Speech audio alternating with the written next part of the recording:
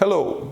This video is going to be relevant to the possible Planet 3 customers and owners of the Generation 3 Levos, specifically the Comp Carbon and Comp Alloy, which are the lower tier models, which feature a specialized alloy rear hub, which is a new type of hub that they are installing on these bikes, which is made by Formula, and it has a concave end cap profile. I'll be showing you a picture through the magic of video editing. Also, this hub was featured on the 2021 base model Levo, which was up until now incompatible with Planet 3. And it is also featured on some of the new Vado models and the new Turbo Tero. If there are any other bikes, please check the video description. I will make a full list there. But if you just visit the Specialized website and check out the bike specification, if it says 6-bolt specialized alloy rear hub, then it's this hub. Now all of these bikes are compatible with the Planet 3 because I made replacement axle assemblies for these hubs, because previously the problem was that even if you could remove the axle, you could not remove the end cap from the axle. But now you just replace the whole thing, as you will see in the short installation video that will follow this introduction. Okay, so this is gonna be your rear wheel from a blah blah blah blah blah bikes with this concave end cap, which if you look at it from this profile, you can see it's not straight. It has a little concave surface. So we need to replace this. Unfortunately, this is the internal axle assembly from this bike, and this part is pressed on really hard onto this axle. So when you pull this out, you're gonna be pulling by this, but it's the opposite side end cap, which is this one, that's gonna come off, okay? And when that comes off, focus, fucking idiot. When that comes off, then the whole cassette can fall off the wheel, okay? So, this is what you're gonna do. On this side, you're gonna be holding the cassette firmly in place. And on this side, grab the wheel between your legs, just grab onto the end cap and start pulling, okay? Please be careful not to touch the braking surface of the rotor. But basically, if you pull this hard enough and yank back and forth, you can see that I already created some play inside, which means that it's coming out.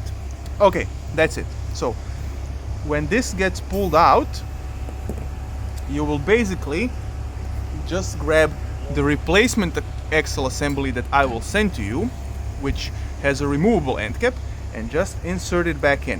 However, there is a potential pitfall. So this just pushes in, and that's it. It's now Planet 3 compatible. However, let's just cover some bases, because okay, now you have an unfortunate situation where this can get pulled off, but then it's very easy. You just push the axle assembly out, and then this side will come out, okay? So I will just take it out from this side now, still holding the cassette firmly in place. Come on. Okay.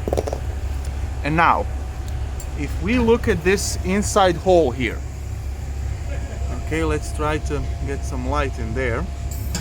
There is a spacer inside, which I will try to move now out of place.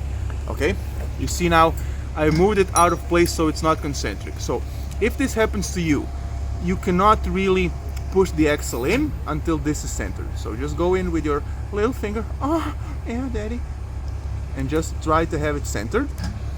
And my replacement axle has this little chamfer, so it will already try to self-center anything if you try to push it in.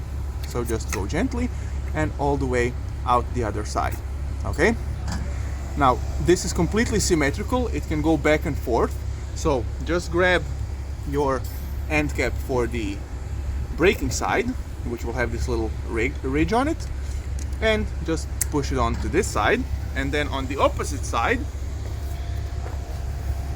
grab this one, which came off. It's again concave, but it has an O-ring inside, and just pop it onto the axle here. Okay, and that's it. The process of the end cap removal is finished. So after you're done with this step of replacing the axle, you now have the end cap that is compatible with the Planet 3. I would strongly urge you to go check your email it will contain, the order completion email will contain a huge orange link leading to the installation instructions on the web shop. That's where the most relevant and recent videos are.